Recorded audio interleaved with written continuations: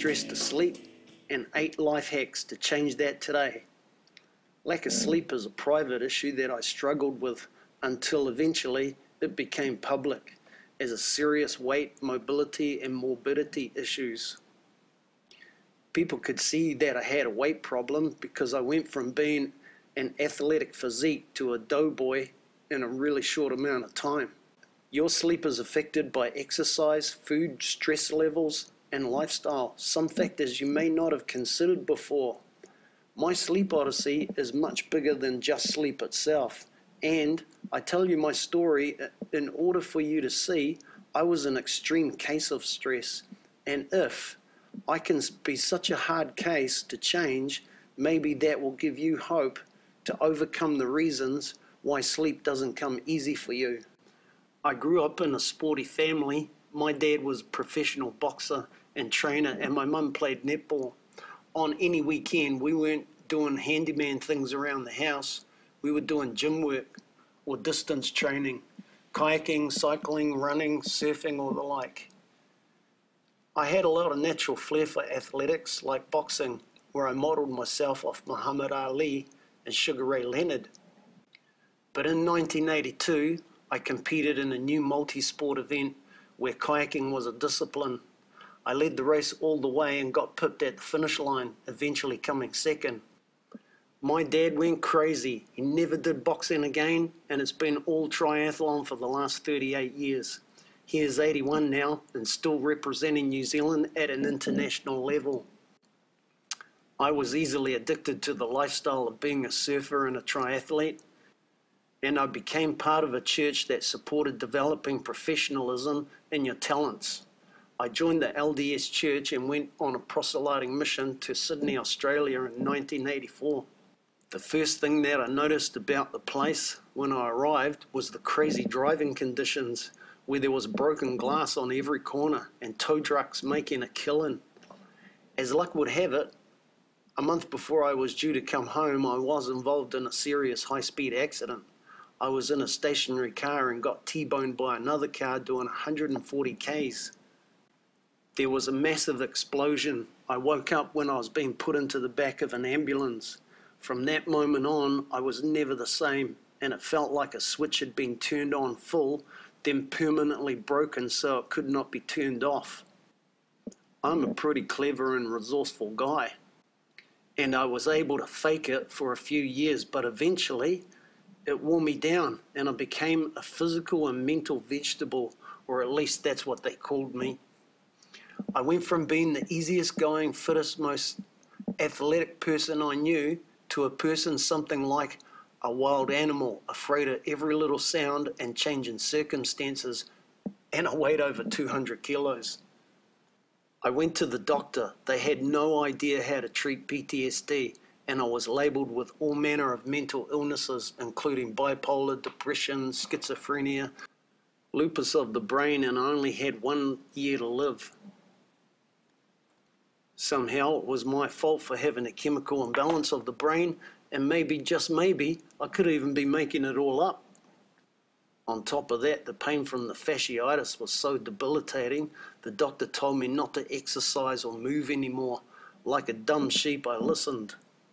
200 kilos later, I was talking to the doctor complaining about my obesity and depression, and he said something that absolutely bowled me over and made me realize I could never ever trust this guy with my health again.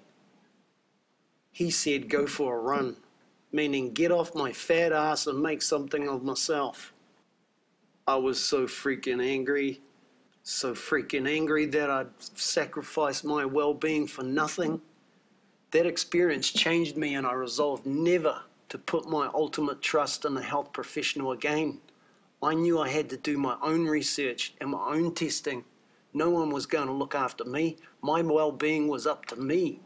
The 200 kilograms I had become was all flab, inflammation, chronic pain, chronic insomnia, chronic toxicity from the prescription drugs I was taking. I was so fat, I was so embarrassed, I didn't want to go out anywhere. I never allowed photos of myself to be taken.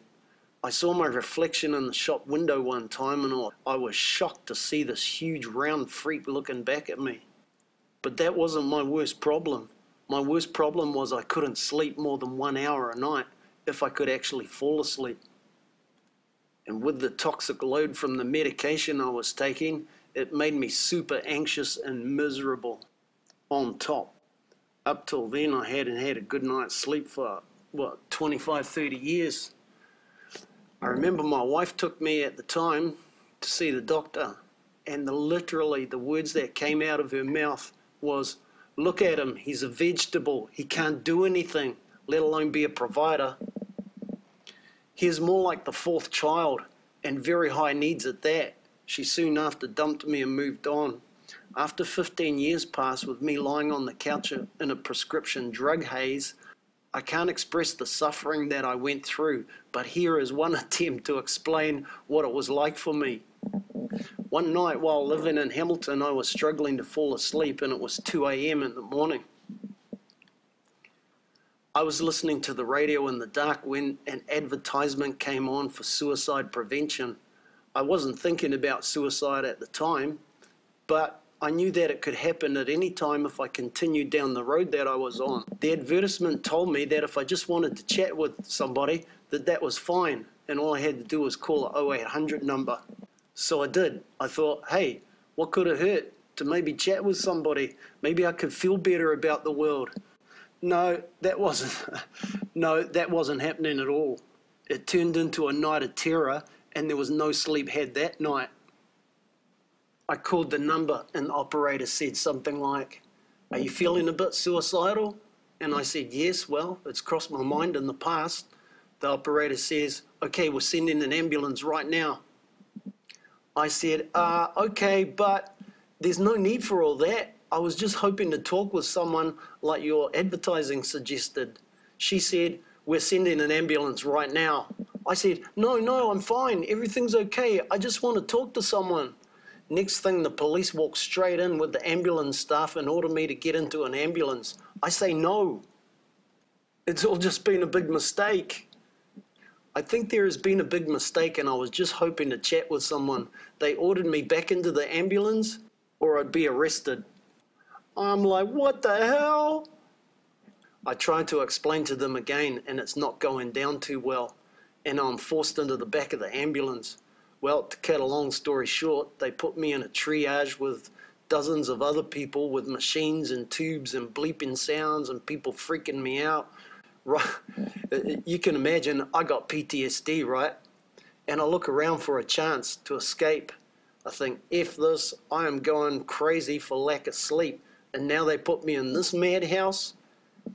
When you have PTSD, this is not a casual time out. It is a physical and psychological torture to me. I escaped later that night only to be tracked down by their 7-guy security team that beat me up and dragged me back to the Henry Bennett section of Waikato Hospital, the maximum security wing, where I was forced on medication and locked down for several days. I lost track of what day or night it was. I was, however, bailed several days later when someone came to get me out. But it really scared me into never responding to a public advertisement or offer again. I would sooner expire. Just turn the machine off, thanks. Can you understand that through these years of suffering, there wouldn't be many people that went through that I did? And I was eventually able to access most of my talents and make a contribution to society for the first time in decades. I tell you this so you can see I was a chronic insomniac, a stress merchant, because of all of the physical, emotional stress I was under. Meditation is an exercise which takes a lot of effort, and any help that you can get, which puts you in a better position to meditate, is money in the bank, or at least that's the way I saw it. I have used that guided meditation for 10 years now, and I wouldn't be seen dead without it.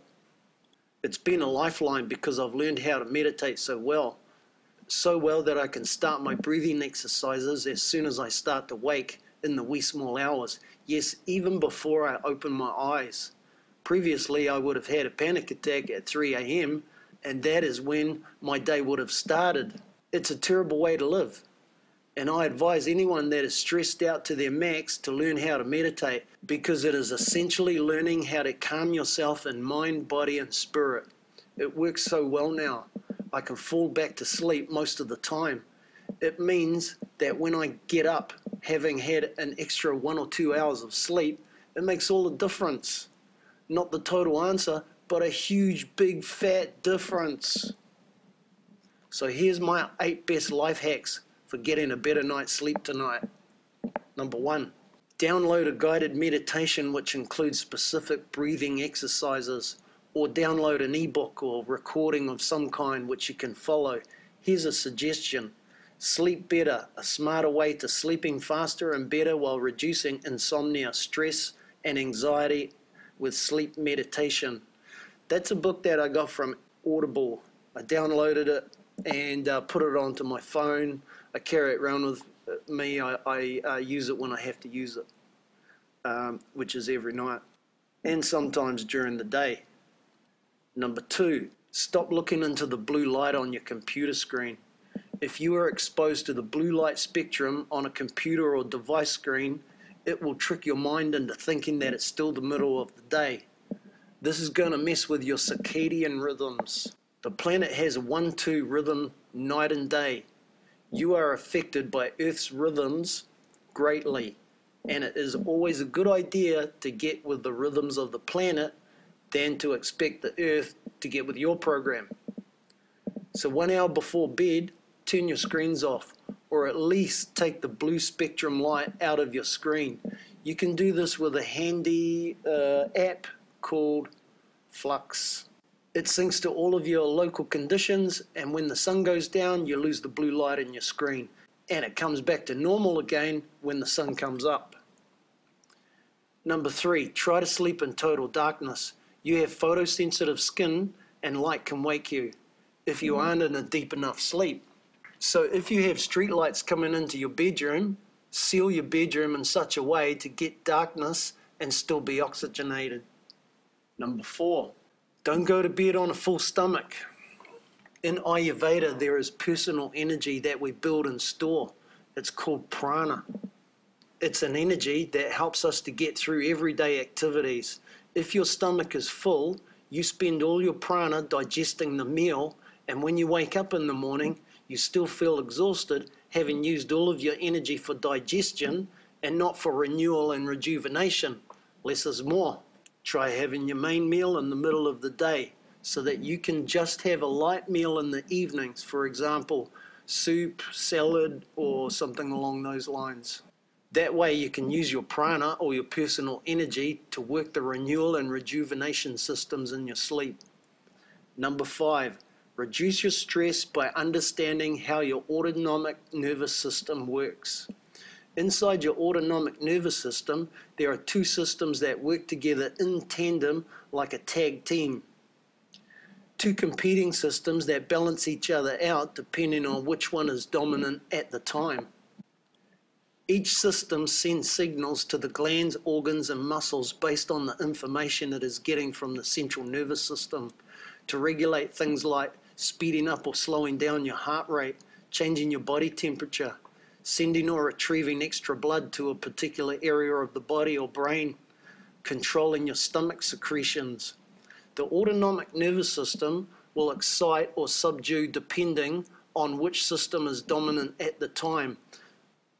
The systems are called the sympathetic nervous system and the parasympathetic nervous system.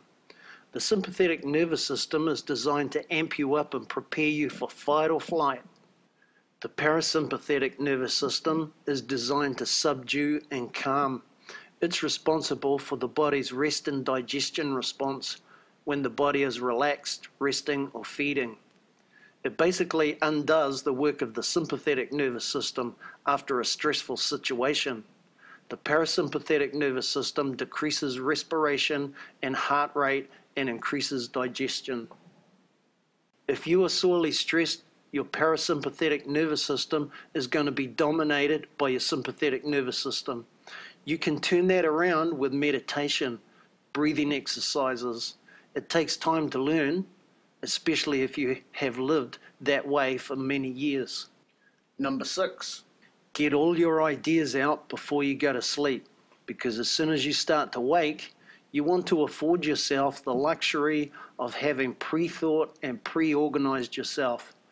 You want to start your breathing exercises long before you start thinking about anything or before you open your eyes. Number 7, relax with a massage. A face or a scalp or a foot or a hand massage can be very, very relaxing in preparation for sleep. Best not to get wound up during the day so you don't have so far to unwind in preparation for sleep. Number 8, lower the temperature in the room. It's easier to drop off to sleep in a slightly cold room than it is a slightly warm room. Start dimming the lights early to let your body know it's time for sleep. Number 9, do not take any stimulants or get involved in anything that is going to set you off. Give yourself a chance to wind down. You don't need to be pumping yourself up when preparing for sleep. You need to be telling your body that it's sleep time and it's time to go to sleep. Give yourself a chance to wind down. It's critical. I hope these life hacks are doable for you. If a person asks me, what is the one thing that they can do to calm down and not be as stressed, I would say there are lots of moving parts, but the biggest one thing is learning how to breathe all over again. When you're stressed, you have a hormonal shift to the internal profile of a person in fight or flight. The less that road is traveled, the more you will be able to naturally relax and without too much hassle to naturally fall asleep. Falling asleep can be easy for some people. Other people, they have to learn it. I had to learn it. I had to learn how to breathe properly so I could fall asleep. I had to relearn how to breathe to calm myself down so I could actually sleep.